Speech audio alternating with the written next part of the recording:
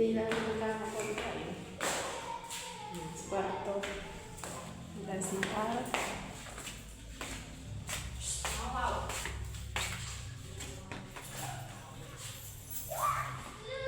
Dilim. Kuya, huwag mo na ibigay sa iba ha. Ano yung kubukas ng down payment din? Sasabihin niyo bukas. Mamaw. Yang! Wala na, sabihin mo si mama. Puntahan kasi ninyo na ito.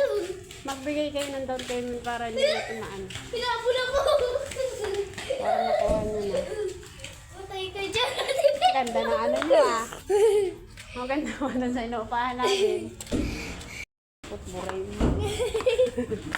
Kuya! Huwag mo na ibigay ha, sabihin mo. Papupuntahin ko yung kapatid ko. Ito anak naman to, alam niya na itong puntahan.